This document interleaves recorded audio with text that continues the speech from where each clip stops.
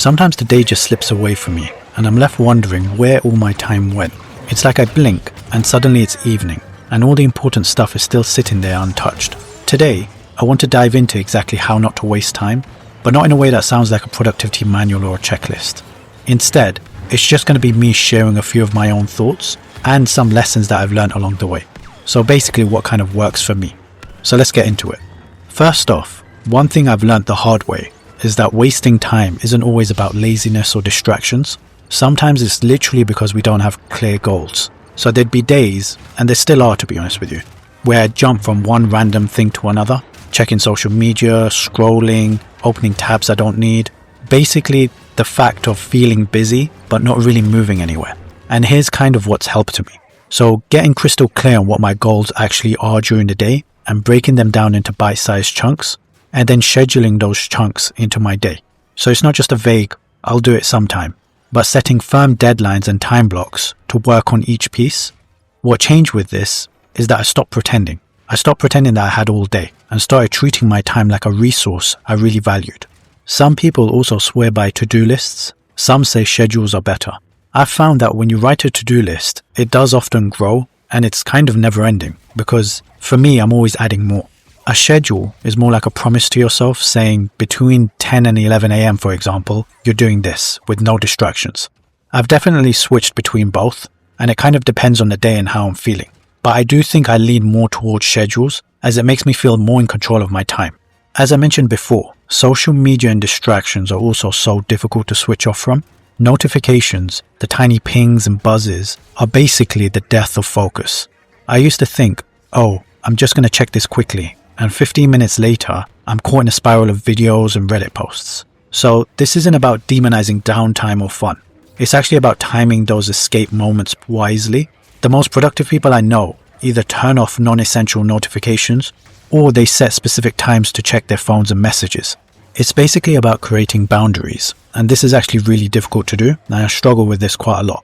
But I have noticed the times I just keep my phone in a separate room, for example, or even a simple change like turning it to grayscale does make a difference in how much I use my phone. I've also mentioned before in a previous video about multitasking, so your brain doesn't actually multitask very well. When we try to do multiple things at once, different parts of our brain work independently instead of together. So multitasking actually slows you down and increases mistakes. So when you find yourself switching between emails, texts, and work, you're actually wasting far more time than focusing on one task completely. Another interesting thing I've learned that's helped me to stop wasting time is basically learning to say no. This one took me a while because it felt like I had to say yes to everything. Every meeting, every request, every little favor. But here's the truth. Every yes is a no to something else, and it's usually your own priorities. Before you say yes, ask yourself, is this really worth my time? Does it move me closer to my goals? If the answer is no, just politely decline or delegate if you can. I found that this frees up space for what actually matters, and obviously this varies from person to person. So depending on your personal circumstances, you'd have to do this accordingly. Something that's also overlooked is taking regular breaks. You might think powering through without pause is the key to getting stuff done, but I've actually found that the opposite is true. Working in sprints with short breaks actually boosts focus and prevents burnout. When you take a break and you step away from your workspace, let your mind drift for a little bit, even if it's for a minute or two. Those moments recharge your brain like charging a battery. There's so many days for me that start rough, but end up turning productive once I give myself permission to pause. Okay, so by now you might be thinking, that all sounds good, but how do I start? Here's a simple framework I try to use. Again, I'm not perfect, and I always slip up. I'm definitely not a productivity guru or someone that's just super productive. I do try though to chip away at improving slowly over time. So number 1, get clear on your goals. Try to break them down. Number 2, schedule your time. Assign tasks to specific time blocks, which I've mentioned before.